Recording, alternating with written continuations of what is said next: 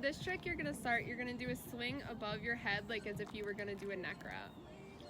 After you swing over your head, you're gonna put it across your body, so it'll be against your left hip, and you'll release the baton so it goes across your back. Once you release it, you're gonna take your hand on the other side of your body and you'll catch it with your palm facing the back.